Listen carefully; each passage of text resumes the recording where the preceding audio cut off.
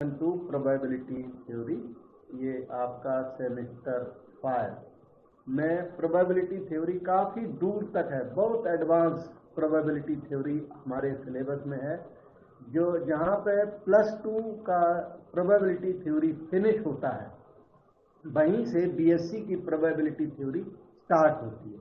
तो थोड़ा +2 का उस टाइप का भी थोड़ा थोड़ा आइडिया देना पड़ेगा कि थ्योरी वो है क्या, प्रोबेबिलिटी थ्योरी की, प्रोबेबिलिटी की डेफिनेशन क्या है, इवेंट्स क्या है, ट्रायल्स क्या है, थोड़ा बिगिनिंग में हल्का हल्का बीएससी में भी बताना पड़ता है। तो उसी तरह से मैं चलता हूँ, थोड़ा सा भी स्टार्ट करते हैं। ये सामने तो दिखता है, वो तो क्वेश्चन है, पर क्वेश्चन की पोजीशन में अभी हम लोग नहीं हैं। हम आपको थोड़ा सा बैकग्राउंड बताते हैं, फाउंडेशन कराते हैं। प्रोबेबिलिटी थ्योरी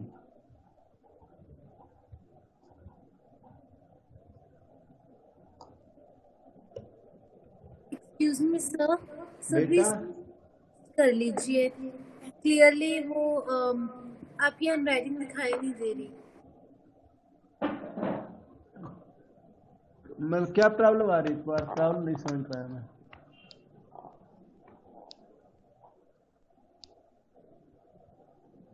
वॉइस नहीं आ रही है सर सब ठीक लग रहा है मुझे तो। हाँ, थोड़ा सा। तान्या को पता नहीं। हाँ हाँ हाँ, तुम्हें प्रोबेबिलिटी लिखा हुआ दिखाई दे रहा है क्या? हाँ क्लियर है बिल्कुल। प्रोबेबली से मेरी तरफ से होगा। Let me rejoin then. थोड़ा रीजॉइन कर लेना, अगर कोई प्रॉब्लम आती है ना बीच में तो रीजॉइन कर लें। ओके, तो mathematical measurement of uncertainty, mathematical measurement of uncertainty is called probability.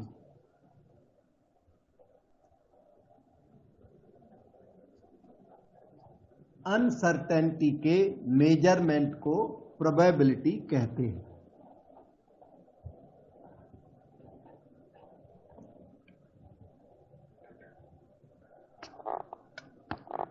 Mathematical measurement of uncertainty को प्रोबेबिलिटी कहते हैं। Probability of some event A is defined as number of favourable outcomes, cases या outcomes, divided by total number of outcomes. ये उसकी classical old definition है, और एक new definition भी है इसकी, वो हम बताएंगे टाइम आने पर। तो इसके बाद ट्रायल्स की बात आती है कि ट्रायल क्या है और इवेंट क्या है। जैसे कि throwing a coin is a trial, throw a coin, ये क्या चीज है, इसे ट्रायल कहते हैं। कॉइन को थ्रो कर देना तो ट्रायल है, this is a trial. But getting head is event, getting head या getting tail, that is called event. जैसे कि टॉस ए डाई, एक डाई को टॉस करना, वो क्या है, ट्रायल है। एक डाई को टॉस करना ट्रायल है, और नंबर 6 आ जाना इवेंट है। ठीक है, टॉस ए डाई, ये क्या है, it is a trial. Getting number 6 is event, die के ऊपर 6 आ जाए तो वो इवेंट है। एक्सपेक्टिंग 6, गेटिंग 6 या गेटिंग 5 है ना, गेटिंग 6, ये इवेंट है। इवेंट और ट्रायल में फर्क पता लग गया होगा। Any possible outcome of experiment is called event. अच्छा, जिसे ट्रायल कहते हैं उसी को रैंडम एक्सपेरिमेंट भी कहते हैं। बेटे अब सभी का ऑडियो वीडियो क्लियर है बिल्कुल? Yes sir. ठीक है। बिगिनिंग में इधर भी थोड़ा अनक्लियर था, वो थोड़ा बहुत होता रहता है। अब तो बहुत साफ आ रहा हमारी स्क्रीन पर। यहाँ भी एक स्क्रीन लगी हुई है ना, तो अब तो काफी साफ दिख रहा। थोड़ा अप डाउन होता रहता है हल्का सा। तो ट्रायल हो गया, इवेंट हो गया। अभी आपको इवेंट्स का क्लासिफिकेशन सीखना है, क्लासिफिकेशन ऑफ इवेंट्स। तो इवेंट्स हमारे मेनली 2 टाइप के होते हैं। वैसे तो बहुत इवेंट्स हैं, पर जो मेजर इवेंट्स हैं वो 2 मेजर इवेंट्स होते हैं। ब्रॉड सेंस में अगर क्लासिफिकेशन की जाए तो वो 2 ही हैं। एक होते हैं म्यूचुअली एक्सक्लूसिव और ये दूसरे होते हैं non mutually exclusive. Mutually exclusive event जो एक दूसरे को लाइक नहीं करते। If one happens than others do not happen. If one happens, shortcut में लिख देता हूं, अगर एक इवेंट हैपन हुई तो दूसरी इवेंट्स हैपन होती ही नहीं है। उनके हैपन होने की पॉसिबिलिटी रूल आउट हो जाती है। तो if one happens than others do not happen. ऐसी इवेंट्स को एमी इवेंट कहते हैं, शॉर्टकट में म्यूचुअली एक्सक्लूसिव। ऐसे में ना एडिशन थ्योरम लगती है, ये वाली, प्रोबेबिलिटी ऑफ ए और बी, यूनियन का मतलब और, is probability of event a plus probability of event b. इसी तरीके से ए और बी और सी है तो p a plus p b plus p c etcetera, और वर्ड प्लस में चेंज हो जाता है। और एमई में एंड वर्ड होता ही नहीं है। Probability of occurrence of A and be together, ये 0 होता है। A be never happen together, इसलिए ए बी बी सी सी ए ये सब 0 होते हैं। केवल और वर्ड यहाँ एप्लीकेबल है, एंड वर्ड इधर एप्लीकेबल ही नहीं है। दूसरी टाइप की इवेंट आपकी होती है नॉन म्यूचुअली एक्सक्लूसिव, जो एमी नहीं है, जिनके साइमल्टेनियस अकरेंस की पॉसिबिलिटी होती है, उन्हें नॉन एमी कहते हैं। तो नॉन एमी में ये और वर्ड टैकल होता है। बिल्कुल नॉन एमी का जो और वर्ड है पी ए यूनियन बी, इसका फार्मूला है probability of a plus probability of b minus probability of A and b. ये नॉन एमी का फार्मूला है। और नॉन एमी में अगर a union b union c की बात की जाए तो ये बड़ा formula p a plus p b plus p c minus, फिर 2 लिखने पड़ेंगे, p and b plus p b and c plus p c and a, और लास्ट में probability of A and B and c. Non M E further divided into 2 parts. One are called independent, others are called dependent. Independent और dependent, ये and word को tackle करने के लिए classification करनी पड़ती है। एंड वर्ड उधर ऊपर नहीं है। नॉन एमी का मतलब है और वर्ड आपका टैकल हो गया, लेकिन and word a intersection b के लिए हमें क्लासिफाई करना पड़ता है फर्दर। इंडिपेंडेंट इवेंट्स वो इवेंट्स हैं जो एक दूसरे को इफेक्ट नहीं डालती, मतलब occurrence of one does not affect the other. Occurrence of one does not affect occurrence of other, एक का इफेक्ट दूसरे पर नहीं पड़ता तो उन्हें कहते हैं independent events, like p a intersection b, p a into p b, ऐसे केस में इवेंट्स इंडिपेंडेंट और multiplication theorem applicable, this is called multiplication theorem. और सीधी सीधी होती है ए बी सी टुगेदर, तो p a into p b into p c, and word tackle होगा इससे और वर्ड टैकल हो जाएगा वो ऊपर नॉन एमी का ओवरऑल, चाहे डिपेंडेंट हो चाहे इंडिपेंडेंट, और वर्ड ऊपर से टैकल हो जाता है। लेकिन इंडिपेंडेंट है तो ये थ्योरम लगेगी, डिपेंडेंट है तो क्या है वो ए के अकर होने से बी पे फर्क आ जाता है, तो इसलिए डिपेंडेंट का फार्मूला थोड़ा सा अलग है, a and b, it is probability of A into probability of B knowing that A has happened, a happen होने के बाद बी हैपन होगी, तो इसमें बी की प्रोबेबिलिटी पर ए का फर्क आता है, क्योंकि ये डिपेंडेंट इवेंट्स हैं, ए का कोई इफेक्ट आएगा तो वो इफेक्ट को काउंट करते हुए आप प्रोबेबिलिटी ऑफ बी लिखोगे, बी अपॉन ए लिखते हैं, पर ये डिवीजन नहीं है, this is probability of B knowing that A has already happened, जैसे कि probability of A and B and C, तो प्रोबेबिलिटी ऑफ ए पर तो कोई फर्क नहीं, वो इंडिपेंडेंट प्रोबेबिलिटी जैसी होगी, लेकिन probability of b is affected by a into probability of C is affected by A and B both. So probability of C knowing that A and B together both have happened. बेटे इसमें कोई doubt confusion लगता हो तो आप पूछोगे तो और बता दूंगा।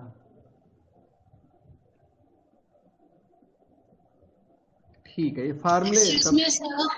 हाँ जी बेटा। सर अगर ए के हैपन होने से बी पे इफेक्ट पड़ रहा है तो ऐसा भी तो होगा कि बी के हैपन होने से ए पे इफेक्ट पड़ रहा है, तो ऐसे केसेस में क्या आंसर वेरी नहीं करेंगे?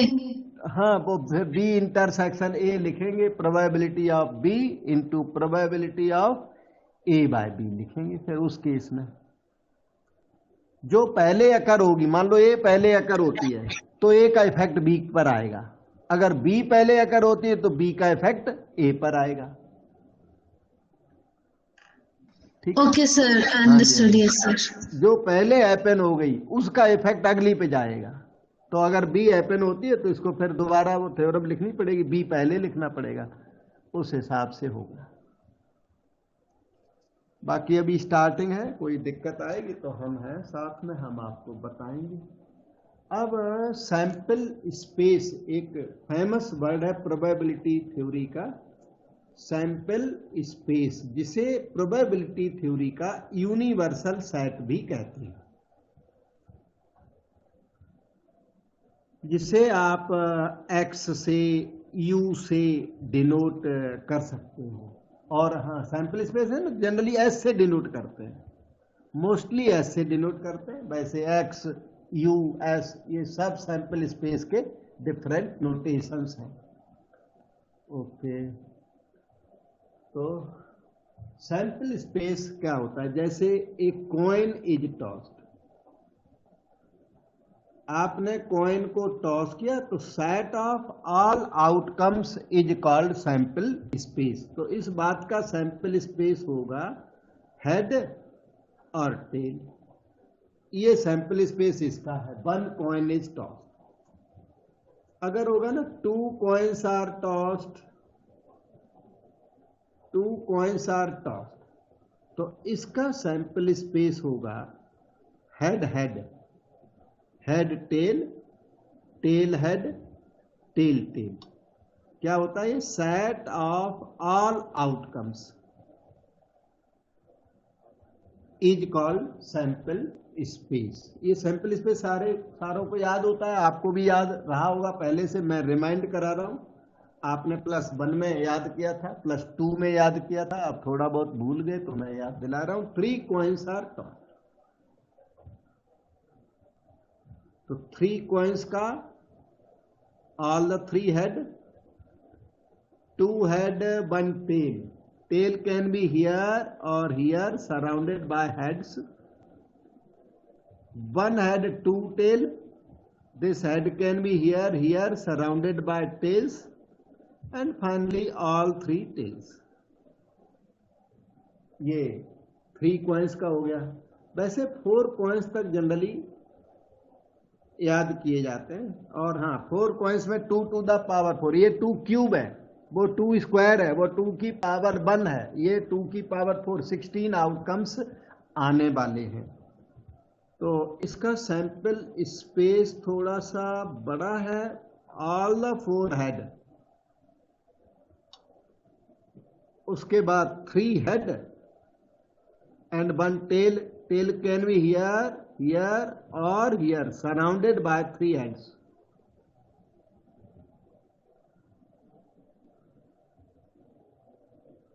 इसके बाद 2 head, 2 tails. 2 head, 2 tails. ये 6 होते हैं। 3 will start with head and 3 will start with tail. ये 6 नंबर जान कैसे लिए हमने, वो इस तरह देखना। ये 4 आइटम्स है ना, 4 items can be permitted in factorial 4 way. 2 are similar of 1 kind, so divide by factorial 2। 2 others are similar of second kind, so divide by factorial 2। इस तरह से 24/4 इक्वल टू 6 का हमने जान लिया। इसके 6 परम्यूटेशन होंगे। परम्यूटेशंस ऑफ रिपीटेड ऑब्जेक्ट को ध्यान में रखते हुए जान लिया ये। ओके, तो 3 will start with h and 3 will start with tail. अब रह गया एच टी टी, तो ये वाला h, this can be here और हियर, सराउंडेड बाय टेल्स। उसके बाद आ गया अपना टी टी, एक टेल फिक्स हो गई, रह गया h h t. That tail can be here here, surrounded by heads. तो इस तरह से ये 6 हो गए कंप्लीट। अब आया अच्छा 4 हेड, 3 हेड, 2 हेड। अब आ गया 1 head and 3 tails. Head can be here, here or here, surrounded by tails. ये देखो, and all the 4 tails. इस तरह से ये 24 आउटकम्स हैं। 2 to the power 4, 16 आउटकम्स हैं ये ओवरऑल। तो ये कॉइन के केस में। अब आपको डाई वाला केस बताते हैं। बेटे कोई चीज डिस्कस करनी हो तो पूछ सकते हो।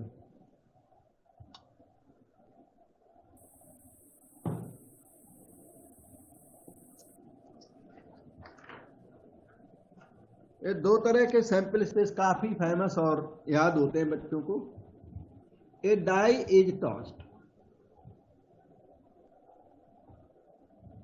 अगर आपने एक 1 डाई को टॉस किया तो इसका सैंपल स्पेस है 1 2 3 4 5 6। अगर आपने 2 डाइस को टॉस कर दिया, डाइस कहते हैं प्लूरल को, डाई कहते हैं सिंगुलर को। 2 डाइस आर टॉस्ड, तो there will be 6 square outcomes. वो 6 की पावर 1 है, 6 टू द पावर 1, तो अब होंगे 6 स्क्वायर। 36 outcomes exist there. और वो 36 आउटकम्स कुछ ऐसे हैं: 1 1 1 2 1 3 1 4 1 5 1 6। फिर 2 से स्टार्ट करें, 2 1 2 2 2 3 2 4 2 5 2 6, 3 1 3 2 3 3 3 4 3 5 3 6, 4 1 4 2 4 3 4 4 4 5 एंड 4 6। फिर 5 वाली लाइन में 5 1 5 2 5 3 5 4 5 5 एंड 5 6। उसके बाद 6 वाली लाइन में 6 1 6 2 6 3 6 4 ये वाले 36 आउटकम्स का सैंपल स्पेस होता है, और सैंपल स्पेस के हिसाब से इवेंट भी डिफाइंड है। What is event? Event is a subset of sample space. Sample space के किसी भी सबसेट को इवेंट कहते हैं। ये एक रशियन मैथमेटिशियन थे कोलमोगोरोव, उन्होंने 1933 में एक बुक पब्लिश की, फाउंडेशंस ऑफ प्रोबेबिलिटी। उसमें इन्होंने इवेंट की डेफिनेशन सेट थ्योरी में दी हुई है। तो event is a subset of a sample space. ये मॉडर्न डेफिनेशन है जो मैंने लिख दी। इट इज गिवन बाय कोलमोगोरोव 1933 में फाउंडेशंस ऑफ प्रोबेबिलिटी में उन्होंने पब्लिश किया। और ये अप्रोच बहुत ही अच्छी है। वो बेज थ्योरम, जो प्रोबेबिलिटी थ्योरी में एक बेज थ्योरम कराई जाती है जो इनवर्स प्रोबेबिलिटी होती है। इनवर्स प्रोबेबिलिटी और किसी थ्योरम में डिस्कस्ड नहीं है। Bayes theorem is the only theorem which discusses inverse probability, reverse probability. तो वो इसी पर बेस्ड है। ओके, सेट थ्योरी ना होती तो बेज थ्योरम भी ना होती। तो event is subset of sample space. जैसे यहां पर मैं एक इवन डिफाइन करता हूं, इवेंट इवन, कोई भी सबसेट ले लो इसका, सपोज करो 1 और 1 ले लिया, तो probability of this event is defined as number of elements in the event upon number of elements in the sample space. ये भी याद करो, एनी बाई एनएस। एनी क्या है 2, एनएस क्या है 36। इस तरह से कोई भी उसका सबसेट आप डिफाइन कर सकते हो। जैसे E2 इवेंट आप लीजिए 2 1 2 3 2 4 4 5, कोई भी ले लो। ये देखिए, तो probability of E2 will be defined as number of elements in E2 by number of elements in sample space. E2 का मतलब है 3 एलिमेंट्स हैं और सैंपल स्पेस में 36 एलिमेंट्स हैं, वो 1/12। तो ये नॉर्मल सी जो डेफिनेशंस एक्सेट्रा होती है, जो छोटी सी बैकग्राउंड होती है, वो आपको मैंने कंप्लीट कर दी है। अब हम लोग स्मॉल स्मॉल से क्वेश्चंस करने की पोजीशन में आ गए हैं।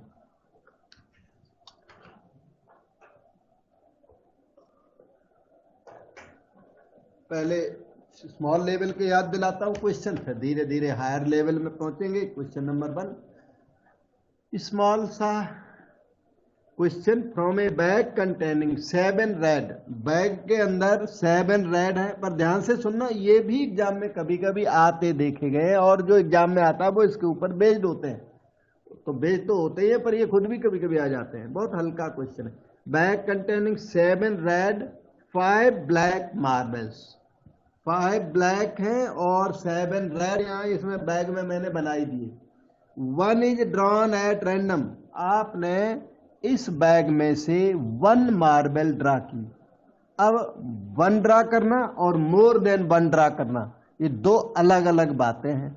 1 ड्रा करोगे तो इवेंट्स सिंपल सी इवेंट्स होती हैं, लेकिन अगर मोर देन 1 ड्रा किया तो कॉम्प्लिकेशन होता है, और क्वेश्चन करते टाइम कॉम्प्लिकेशन होता है, और बहुत इंपॉर्टेंट, वो इवन बीएससी में उस तरह के क्वेश्चन आते हैं।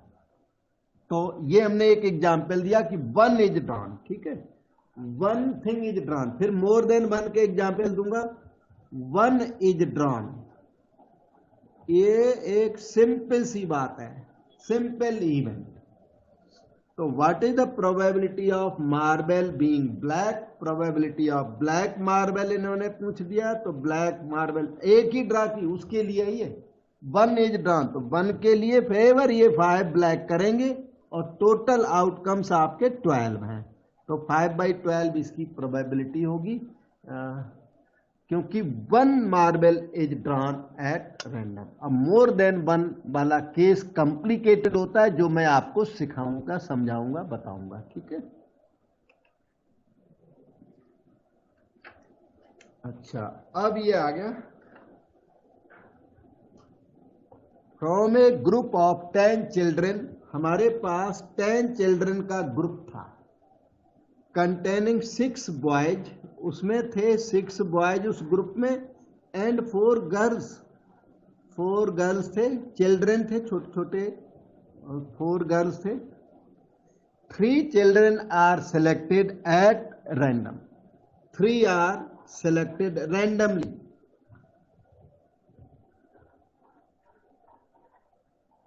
ये जो अवेलेबिलिटी थी उसमें हमने 3 का सिलेक्शन किया। मतलब ये हुआ कि इस बार मोर देन 1 ड्रा हो गया। ग्रुप में आइटम्स थे, उन आइटम्स में से आपने 1 को ड्रा नहीं किया, मोर देन 1 ड्रा कर दिया। तो अब आपको पहले मैं मोर देन 1 का बैकग्राउंड बताता हूं, फिर क्वेश्चन ये होगा आगे। ठीक है। Calculate the probability that selected group contains no girl, only 1 girl, only 1 particular girl, at least 1 girl, more girls than boys. इन सब के लिए आपको मोर देन 1 ड्रा का मैं फाउंडेशन देता हूं। थोड़ा सा ठहर। क्वेश्चन आपने जान लिया कौन से एग्जाम्पल में मोर देन 1 ड्रा की जरूरत पड़ती है। More than 1 draw. मोर देन 1 ड्रा ये कई तरीके के होते हैं। जैसे एक होता है draw at random, draw at a time, जिसे रैंडम ड्रॉ कहते हैं। रैंडम ड्रॉ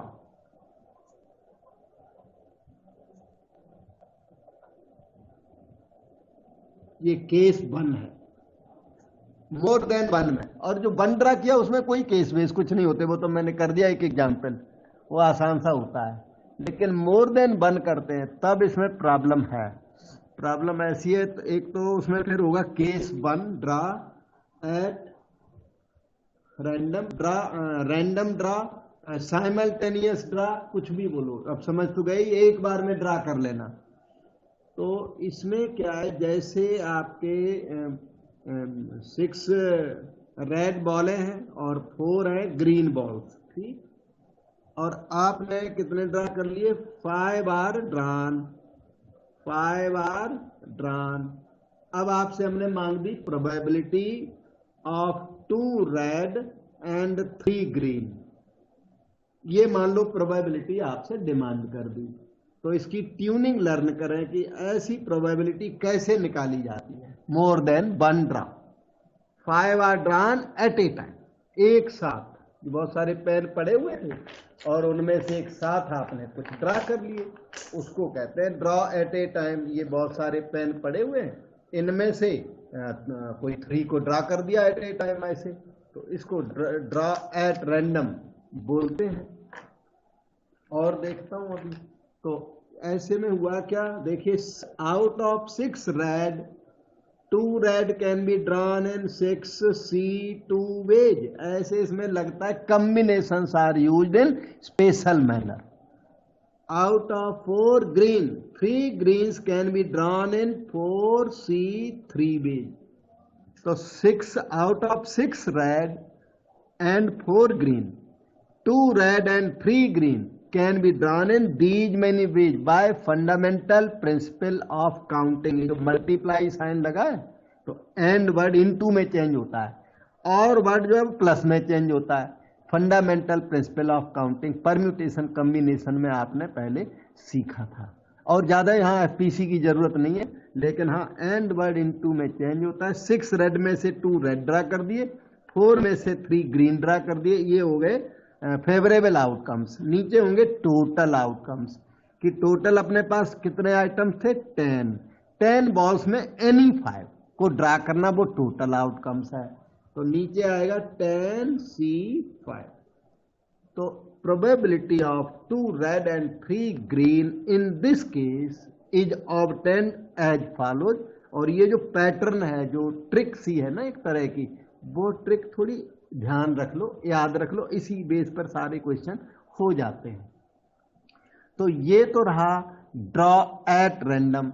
अब हम आपको केस 2 बताते हैं। वैसे टोटल 3 केस होते हैं, इस एक पेज पे 3 केस आ नहीं पाएंगे, इसलिए हम 2 केस यहाँ बताएंगे, एक केस छोड़ देंगे, आगे बताएंगे अगले पेज पर। तो केस 2, ये है केस 2। वो क्या है? Draw 1 by 1 without replacement. वो तो ऊपर लिख सकता हूं मैं, ड्रा 1 by 1 विदाउट रिप्लेसमेंट। ये कुछ ऐसा होता है कि कुछ पेन्स आपके पास यहाँ रखे हुए हैं, ये रखे हुए हैं, आपने एक ड्रा किया और ड्रा करके ना ऐसे थ्रो कर दिया साइड में, फिर दूसरा ड्रा किया और ड्रा किया, कलर को नोट किया और फिर से थ्रो कर दिया, इसको कहते हैं विदाउट रिप्लेसमेंट। फिर से ड्रा किया और उसको साइड में थ्रो कर दिया, तो ड्रा 1 by 1 विदाउट रिप्लेसमेंट, इसी को कहते हैं। अच्छा, इसमें विदाउट रिप्लेसमेंट का सीधा मतलब है कि इवेंट्स आर डिपेंडेंट। पूरे केस 2 में इवेंट्स कैसे होते हैं? डिपेंडेंट इवेंट्स होते हैं। विदाउट रिप्लेसमेंट का मतलब यह डिपेंडेंट क्यों? क्योंकि जो आपने फर्स्ट पेन निकाला, फर्स्ट ब्लैक की प्रोबेबिलिटी का इफेक्ट सेकंड ब्लैक की प्रोबेबिलिटी पर पड़ जाता है, क्योंकि पहले वहां पेन थे ज्यादा, 3 to 5 6 पेन थे, तो फर्स्ट ब्लैक की प्रोबेबिलिटी सपोज करो कि 1/6 है, तो सेकंड ब्लैक की प्रोबेबिलिटी 1/5 रह जाएगी। ऐसा मतलब उसका फर्क आएगा। कुल मिलाकर मैं ये बोलूंगा, अभी एग्जैक्ट प्रोबेबिलिटी नहीं बताई मैंने ये, लेकिन दूसरे पर फर्क आ जाता, क्योंकि वहां number of balls, number of pens क्या होता है, डिक्रीज हो रहे हैं रेगुलरली। तो ड्रा 1 by 1 विदाउट रिप्लेसमेंट का सीधा मतलब है इवेंट्स आर डिपेंडेंट। और इसमें फिर 2 केस होते हैं आगे, केस 2A और उधर है केस 2B। 2A में क्या है कि order of draw not fixed, order is not fixed. इसमें ऑर्डर फिक्स नहीं होता, ऑर्डर आर्बिट्रेरी होता है, तो केस 2A लगता है। ऑर्डर आर्बिट्रेरी का मतलब ये कि जो आपने 2 बॉल्स ड्रा किए, यही बैग रख लो, ये 6 रेड और 4 ग्रीन और 2 आपने ड्रा कर दिए, कैसे? 1 by 1 विद रिप्लेसमेंट, ये वाले में है? और आपको चाहिए probability of 1 red and other green, 1 green. तो ये इसमें ऑर्डर मेंशन नहीं किया, इसने ये नहीं बोला फर्स्ट वाली रेड सेकंड वाली ग्रीन, ऐसा नहीं बोला, बल्कि क्या बोला कि 1 रेड एंड अदर ग्रीन, एक रेड और एक ग्रीन की प्रोबेबिलिटी बताइए। मतलब ऑर्डर इसमें कैसा है? आर्बिट्रेरी है। तो फिक्स ऑर्डर क्या होता है? फिक्स ऑर्डर केस 2B में होता है, यहां पे लिख देता हूं फिक्स्ड ऑर्डर। और फिक्स्ड ऑर्डर कहते हैं इसे probability of first red and second green, इसे कहते हैं फिक्स ऑर्डर। और इसे कहते हैं 1 रेड अदर ग्रीन, इसे कहते हैं आर्बिट्रेरी ऑर्डर। तो जो आर्बिट्रेरी ऑर्डर है, तो वो क्वेश्चन ये पहले केस 1 से हो जाता है। इसका क्वेश्चन केस 1 के इक्विवेलेंट है ये केस 2, क्योंकि यहां पे हमने 2 रेड एंड 3 ग्रीन लिखा नहीं है, 1 रेड 1 ग्रीन लिखा, तो प्रोबेबिलिटी भी इसकी यहां लिखनी पड़ेगी। 4C1 into 6C1 into 4C1 bye 10C2। इसी मेथड से ये क्वेश्चन हो जाता है, ऑर्डर फिक्स ना हो तो। इसका तरीका और भी है, लेकिन ये इजी पड़ता है और केस 1 से सभी लोग एक्सेप्ट भी कर लेते हैं, तो इसी से सभी लोग करते हैं, वही हमने आपको बताया। अब रहा ये वाला, इधर वाला फर्स्ट रेड सेकंड ग्रीन। अब देखना ये प्रोबेबिलिटी कुछ इस तरह होगी, probability of first red into probability of second green, knowing that first ball was red, first ball was red and that red is drawn and thrown, क्योंकि without replacement है ना, तो ये probability of second green knowing that first red has been drawn and thrown. अब first red की probability है 6/10, ordinary probability है 6/10, और वो रेड आपने ड्रा करके थ्रो कर दी। इधर देखिए 6 रेड 4 ग्रीन थे, 6 रेड थे, एक रेड जो है थ्रो कर दिया आपने, 5 रेड रह गए। तो अब जो है ग्रीन की प्रोबेबिलिटी आएगी 4/9। इसीलिए इवेंट्स डिपेंडेंट होते हैं। डिपेंडेंट इधर वाले में भी होते हैं, पर इधर वाला बाई चांसेस मेथड से हो जाता है, तो हम फिर इसी मेथड से कर देते हैं। इसका अपना मेथड भी होता है, पर हमें तो लगता है जब उसके जानने की जरूरत नहीं, ऐसे टाइम वेस्टेज वाली बात। जिस तरह ये होता है ना, वैसे ये भी हो जाता है, पर ये बाई चांस केस बन के इक्विवेलेंट, उससे सारे क्वेश्चन हो जाते हैं इसके और इजी पढ़ते हैं। लेकिन ये बिल्कुल एक्सक्लूसिव केस है, तो ये इसकी प्रोबेबिलिटी जो भी आ जाए आंसर, वो तो कोई बात नहीं, कैलकुलेशन तो हो ही जाता है। बेटे यहाँ पर आप अपने डाउट्स डिस्प्यूट कोई है तो जरूर पूछिए। मैंने आपको साफ बताया, मिनिमम रिक्वायरमेंट है इतना जानने की। 1/1 विदाउट रिप्लेसमेंट, इधर था case 1, case 2A, case 2B। 2A में क्या है, ऑर्डर आर्बिट्रेरी, केस 2B में ऑर्डर है फिक्स, और इवेंट्स है इसमें डिपेंडेंट। अब केस 3 है, ड्रा 1/1 विद रिप्लेसमेंट का केस 3 होता है, वो मैं अगले पेज पर डिस्कस करता हूं।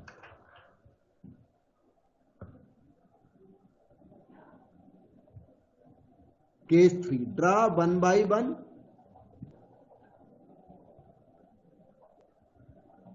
With replacement.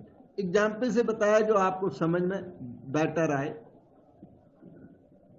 With replacement, with replacement का सीधा मतलब है इवेंट्स आर इंडिपेंडेंट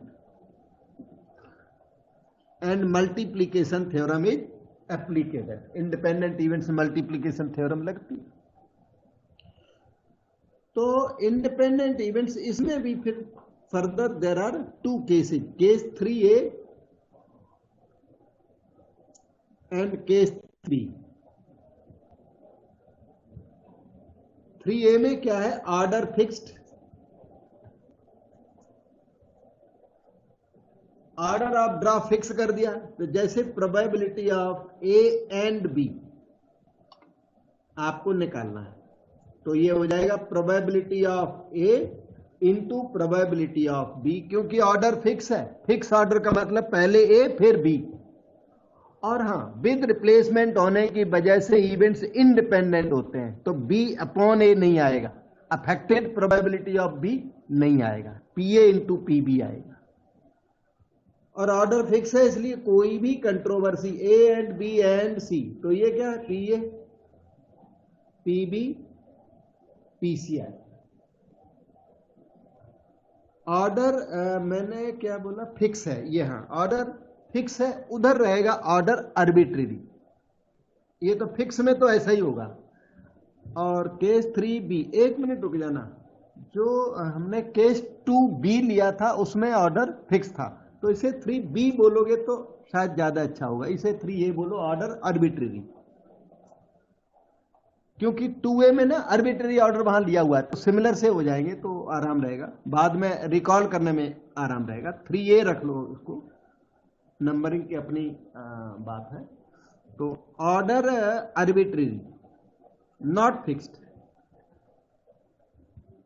जो आर्बिट्रेरी ऑर्डर है तो ऐसा होता है, यही P and B, PA into PB होगा, लेकिन ऑर्डर आर्बिट्रेरी है। AB can be BA also, green red can B red green also. तो इसलिए ना 2 थिंग्स कैन बी, ये 2 थिंग्स हैं, 1 2 things can be permitted in factorial 2 ways. तो factorial 2 का मल्टीप्लाई किया जाता है इसमें, इस वाले में देख लो, PA and B and C, it is equal to PA into PB into PC, और इस केस में फैक्टोरियल 3 का मल्टीप्लाई करना पड़ेगा बिल्कुल। अब इसमें कभी ऐसा भी हो सकता है, A and B and C and again A, ऐसा भी हो सकता है कभी। तो ऑर्डर आर्बिट्रेरी है, ABC, BCA, CAB सब कुछ अलाउड है। तो इसमें फिर ऐसे होगा PA into PB into PC into again PA। अब होगा देखना 1 2 3 4 things can be permitted in factorial 4 ways, 2 are similar of 1 kind, so divide by factorial 2। बस ये हो गया, जो भी आएगी प्रोबेबिलिटी वो यहां लिख दी जाएगी। तो ऑर्डर फिक्स का ये है, ऑर्डर आर्बिट्रेरी का ये है। तो इस तरह से हमने आपको ट्राई किया कि सारे केस हाईलाइट कर दें। अब इनको हम यूज करेंगे, उस टाइम पर आप और भी डाउट पूछ सकते हैं। एक कॉम्बिनेशन या फैक्टोरियल वैक्टोरियल बहुत ज़्यादा आते हैं, तो मैं आपको फैक्टोरियल और कॉम्बिनेशन याद दिला देता हूँ। Factorial 0 defined as 1, factorial 1 is 1, factorial 2 is 2 into 1, factorial 3 3 to 1, जो कि आपको पता होंगे, पर मेरी ड्यूटी बनती है थोड़ी सी बता देना। ये 4 3 2 1 और 24 होता है। फैक्टोरियल 5 5 4 3 2 1 और 120 होता है। फैक्टोरियल 6 की वैल्यू बताओ बेटे।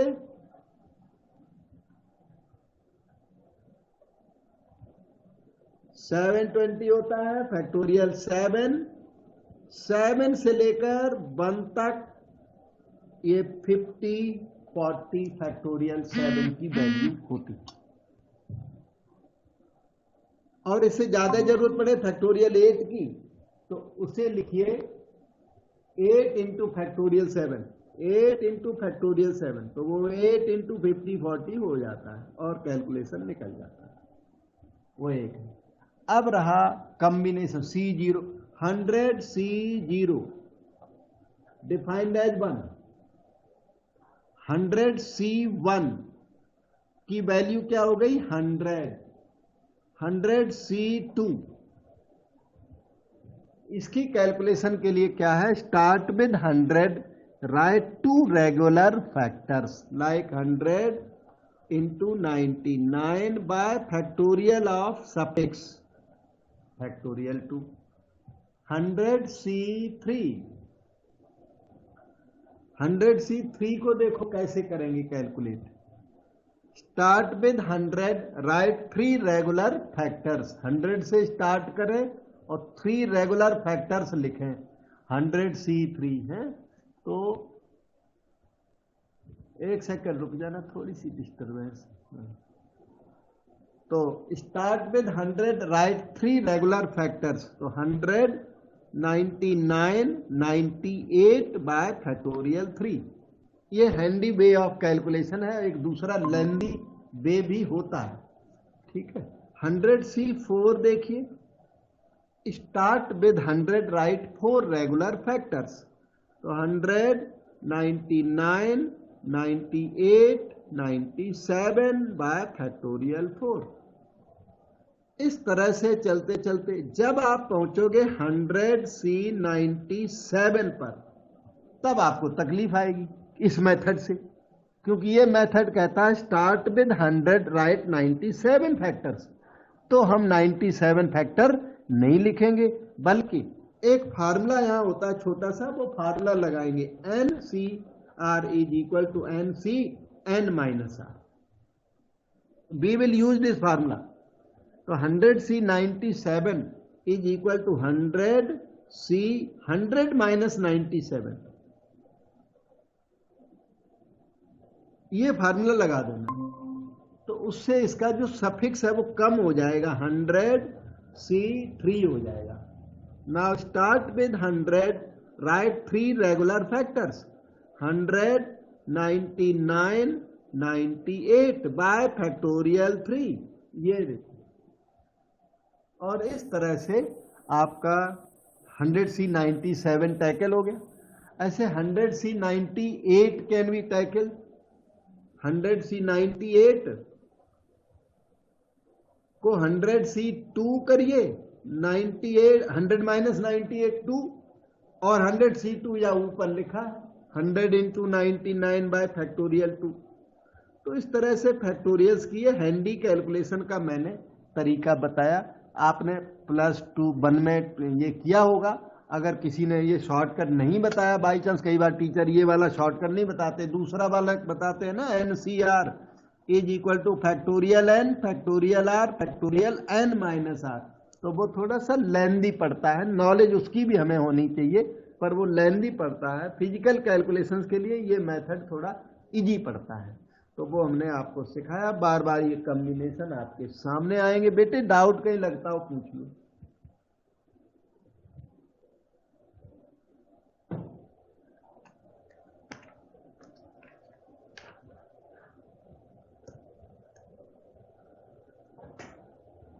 अब हम लोग इस क्वेश्चन को करने की पोजीशन में आ गए हैं।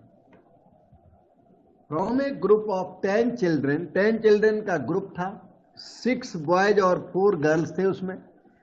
3 children are selected, 3 are selected at random, drawn at random. या था केस 1 में पहुंचा क्वेश्चन बेटी। ड्रॉन एट रैंडम का मतलब है रैंडम ड्रा, केस 1। हमने मोर देन 1 ड्रा में केस 1 2 3 आपको बताए हुए हैं, तो ये कौन सा हुआ? केस 1 हुआ, ठीक है।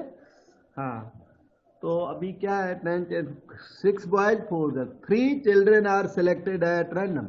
Calculate the probability that selected group contains no girl, ठीक है, ऑल बॉयज। तो first probability of no girl, probability of all boys, ठीक है, नो गर्ल। ये देखिए इस तरह आएगा, केस 1 से मैं कर रहा हूं, है नो गर्ल मतलब ऑल बॉयज चाहिए, तो आपको 6 बॉयज में से 3 बॉयज चाहिए इस बार, 6C3, और 4 गर्ल में से नील गर्ल चाहिए, 4C0, डिवाइडेड बाय 10C3। शायद समझ में आया हो, क्योंकि हम लोग केस 1 करके आए हैं। 3 आर सेलेक्टेड एट रैंडम, तो नो गर्ल, 4 में से नील गर्ल, लेकिन 3 का सिलेक्शन तो हुआ है, तो वो बॉयज रहे होंगे, तो 6C3 divided by 10C3। Second case, probability of only 1 girl, exactly 1 girl, girl एक ही होनी चाहिए और रिमेनिंग बॉयज, क्योंकि सिलेक्शन तो 3 की हुई है, तो गर्ल 1 होनी चाहिए। तो 4 गर्ल्स में से 1 गर्ल, 4C1 इंटू 6 बॉयज में से 2 बॉयज, ऑटोमेटिकली 1 गर्ल के साथ 2 बॉयज इस क्वेश्चन के लिए अटैच है, क्योंकि आपने सिलेक्शन 3 का हुआ है, किया है, तो 1 गर्ल है, तो रिमेनिंग 2 क्या है, वो बॉयज हो। तो 6C2 divided by 10C3, only 1 girl. So we have done 2 cases. आगे आता है only 1 particular girl.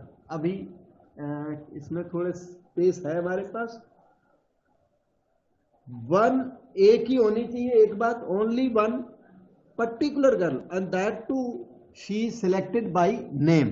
Particular girl मतलब बाय नेम उसका सिलेक्शन किया गया, 1 पर्टिकुलर गर्ल होनी चाहिए उस ग्रुप में। तो ये this girl is not 1 out of 4, ना, she is 1 out of 1, by name she is selected। आप 4C1 नहीं कह सकते, पर्टिकुलर गर्ल है, by name सिलेक्शन है, 100% सिलेक्शन है इसका, तो ये इसे बोलेंगे 1C1 बोल सकते। she is 1 out of 1, she is not any 1 out of 4, नहीं, she is पर्टिकुलर गर्ल, तो 1C1 हो गया। अब रह गए 2 boys, 6C2, any 2 boys out of 6 and any 3 out of 10, 10C3, और C की कैलकुलेशन मैंने अलग से बता दी, अपने करते रहिए। तो पर्टिकुलर गर्ल 3 पार्ट इसके हो गए अब तक। बेटे डाउट पूछो।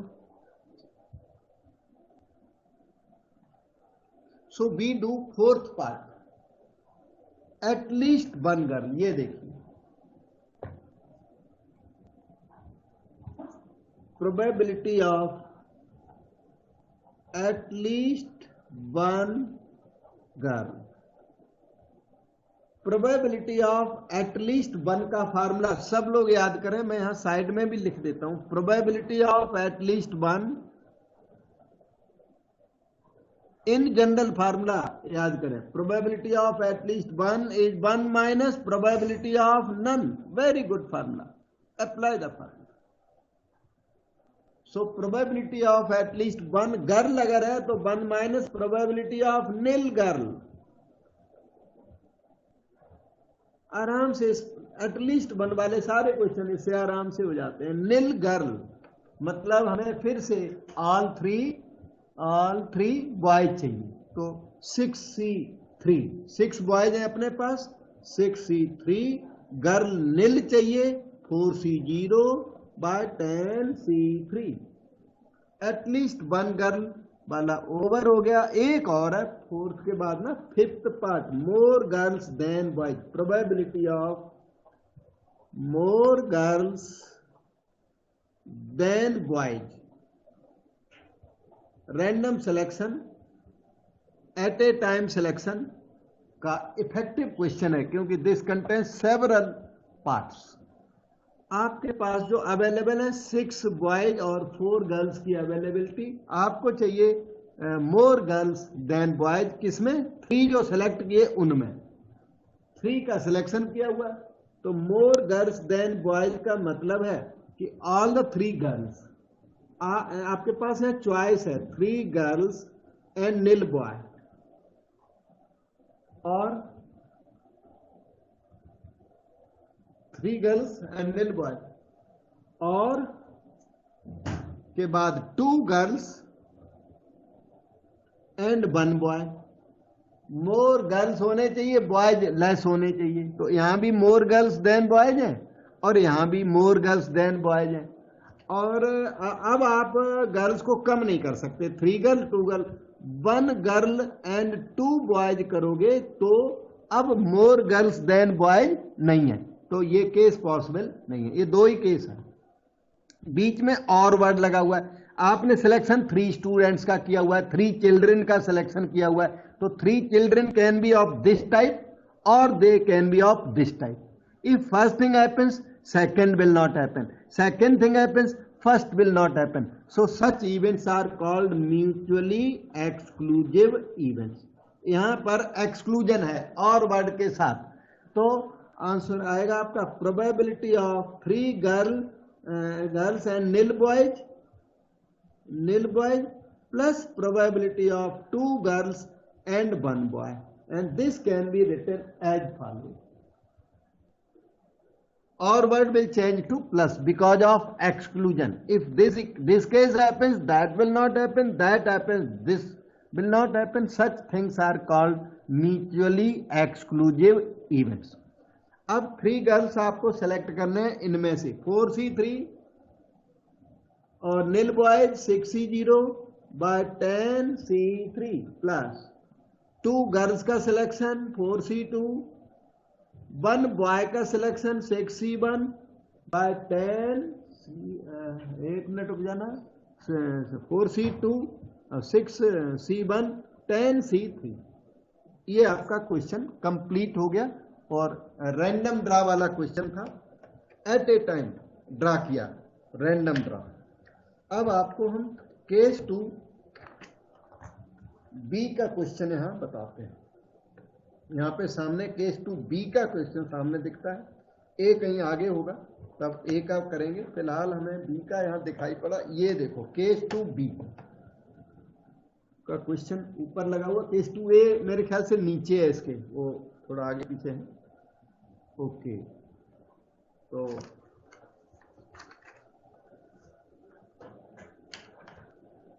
केस 2B में क्या था, ऑर्डर फिक्स था। 2A में और ऑर्डर आर्बिट्रेरी होता है, जो कि आराम से C से कॉम्बिनेशन से हो जाता है, तभी यह केस 2A मुझे लगता है दिया नहीं, पर केस 2A आगे कहीं फिर से आएगा तो बताऊंगा आपको। लेकिन केस 2B ये क्या है, ऑर्डर फिक्स है, और 2A क्या होता है, 2A में ऑर्डर फिक्स नहीं होता और केस 1 से वो क्वेश्चन हो जाते हैं। ऑर्डर फिक्स्ड और है कौन सा, विदाउट रिप्लेसमेंट वाला है, ड्रा 1 by 1 विदाउट रिप्लेसमेंट वाला केस है ये। ड्रा 2 अब लिखना पड़ेगा मुझे, 1 by 1 जगह नहीं, यहां 2 विदाउट रिप्लेसमेंट चल जाएगा। ड्रा 2 1 by 1 विदाउट रिप्लेसमेंट वाला केस है, और इसमें ऑर्डर, इस क्वेश्चन में ऑर्डर फिक्स भी है 2B की वजह से। क्वेश्चन रीड करें। 2 balls are drawn from the bag containing 7 red. एक बैग था, 7 red, 5 white, 4 black balls थे. 1 by 1 without replacement, बिल्कुल साफ लिखा है, 1 by 1 without replacement, मतलब केस 2 एप्लीकेबल. बी अभी नहीं पता है, बी तो आगे पता लगता है. Find the probability of first red second black. ये जो फर्स्ट सेकंड वर्डिंग दी ना, ये कह रही है केस 2 बी है, ऑर्डर फिक्स है. फर्स्ट रेड सेकंड ब्लैक की प्रोबेबिलिटी निकाली, मतलब कि ऑर्डर फिक्स. तो probability first red and second black is equal to probability of first red into probability of second black, knowing that first ball was red, it is drawn and thrown. कई लोग इसको लिखते नहीं है, तो मैं यहाँ पे इसलिए नहीं लिखा हुआ था पहले से, लेकिन अगर इसको लिख दिया जाए तो बिल्कुल क्लैरिटी आ जाती है कि first red into second black, knowing that first ball was exactly red, it is drawn and thrown also. अब देखना, फर्स्ट रेड की प्रोबेबिलिटी यहां से 7/16 हो गई, ये लिखिए. रेड थ्रो कर दी तो यहां रह गई अब 6 रेड. अब सेकंड ब्लैक, अब ब्लैक के लिए रेड 6 है, तो ब्लैक की प्रोबेबिलिटी चाहिए. तो ब्लैक कितने हैं? 4, वो यहां लिखे. टोटल कितने हैं? 4, 5, 9, 6, 15. इसी को डिपेंडेंट इवेंट कहते हैं. सेकंड ब्लैक पर फर्स्ट रेड का सीधा इफेक्ट आया, क्योंकि यहां 15 number of balls got decreased. तो ये मैंने बताया without replacement and with order. Without replacement and with order. एक होता है without replacement and without order, वो केस 1 की तरह हो जाता है. कई क्वेश्चन देखता हूं. नेक्स्ट क्या है?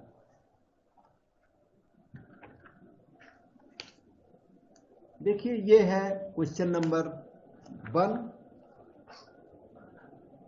वो पहले वाला 1 था, वो किसी और एक्सरसाइज का, ये कोई और केस का ऐसे है. 2 balls are drawn at random with replacement from a box. 2 are drawn at random containing 10 black 8 red. Find the probability. अच्छा, ये ड्रॉ एट रैंडम का case, draw at random case 1 है बेटे. Draw at random with replacement. अच्छा, draw at random आगे ना with replacement लिखा है, तो केस 3 हुआ.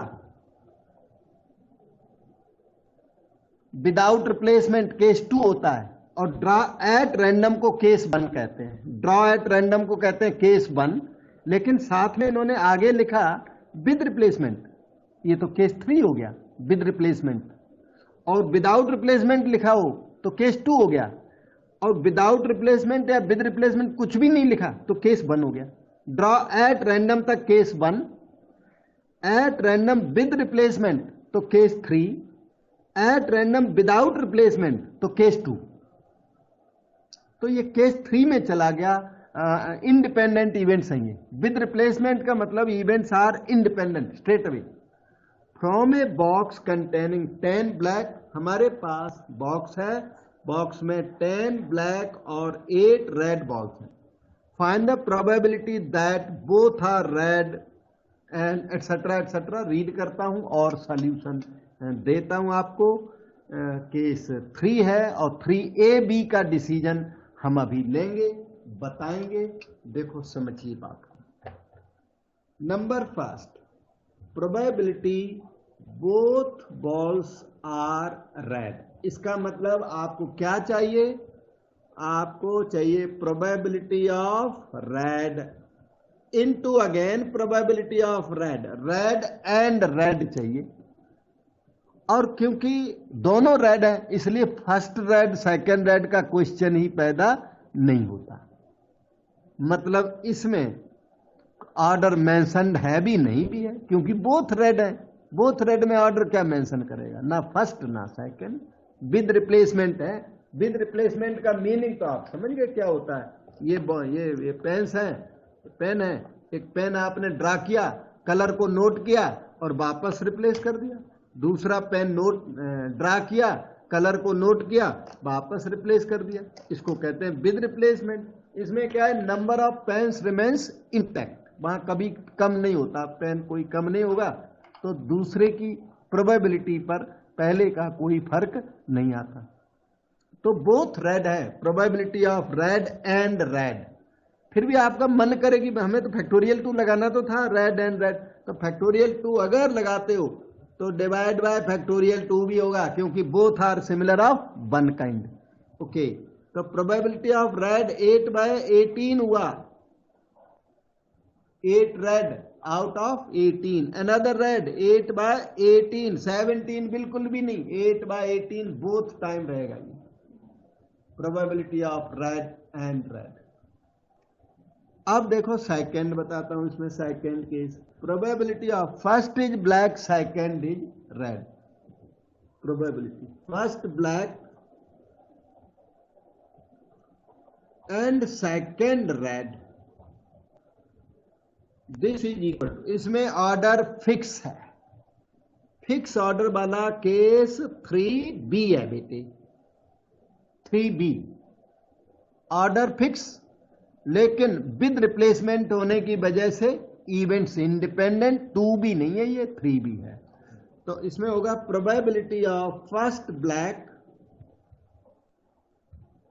Black into probability of second red, और फैक्टोरियल 2 मल्टीप्लाई नहीं होगा, क्योंकि black red cannot be red black यार, black red means black red, पहली ब्लैक चाहिए हमको, ऑर्डर फिक्स है इसके अंदर, तो फैक्टोरियल मल्टीप्लाई नहीं होगा।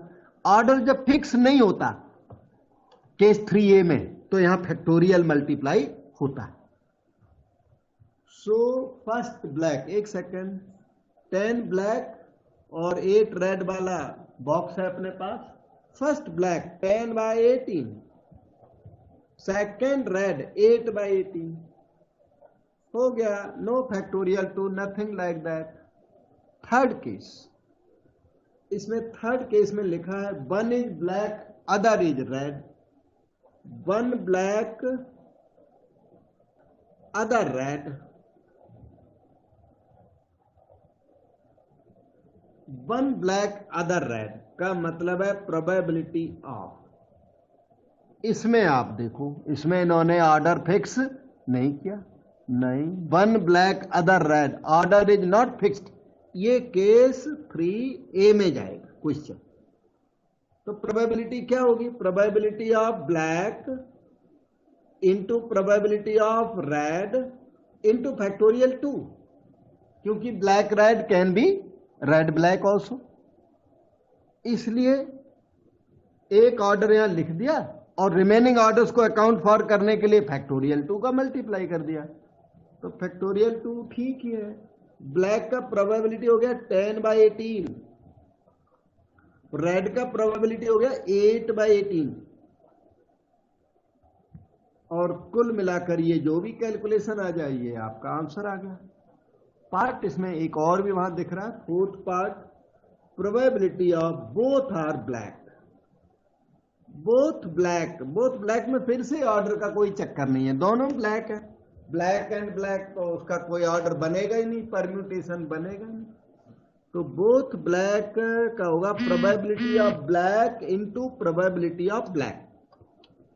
10 ब्लैक और 8 रेड थे, ब्लैक की प्रोबेबिलिटी हो गई 10/18, अनदर ब्लैक की प्रोबेबिलिटी 10/18, और इस तरह से आपका केस 3B, केस 3A और B दोनों के क्वेश्चन थे इसके अंदर मिक्स, और दोनों के क्वेश्चंस हो गए हैं।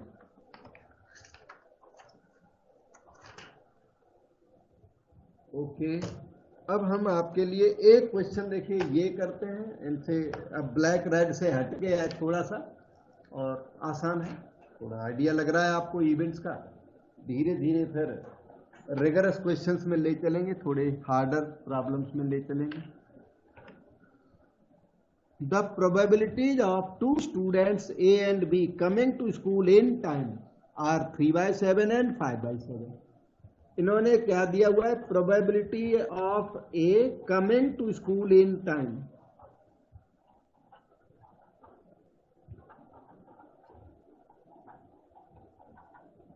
कि probability that A is punctual is 3/7 coming to school in time.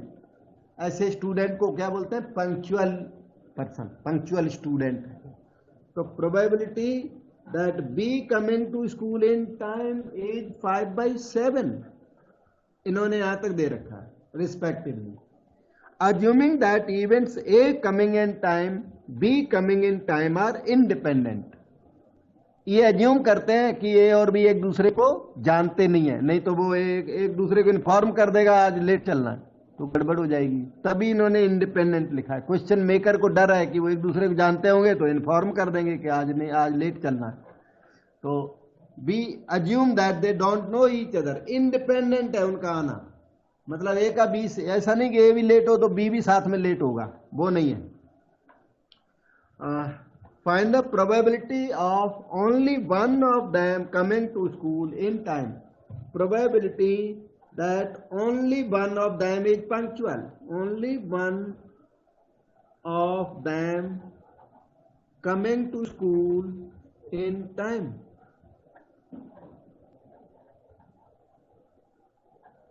In time का मतलब ये है कि अगर A टाइम पर आता है तो बी टाइम पर नहीं आता, उसे नहीं आता, बी बाहर से या बी डैश से डिनोट करते हैं। A comes in time, B doesn't come in time, और B comes in time, A doesn't come in time. Two cases arise here कि एक ही बच्चा स्कूल टाइम पर आएगा तो दूसरा टाइम पर नहीं आएगा। Exactly one of them coming to school in time, A in time तो B is not in time, या फिर बी इन टाइम तो A is not in time.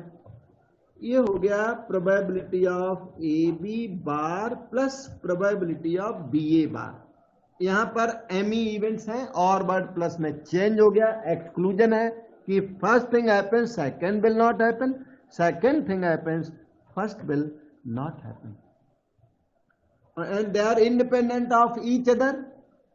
A coming and B not coming is also independent of each other. एक दूसरे, ये B नहीं आया तो खुद नहीं आया, ए के कहने से नहीं आया कि ए ने बोला हो कि तू मत आना, मैं वहां जा रहा हूं, ऐसा कुछ नहीं है। They are independent events.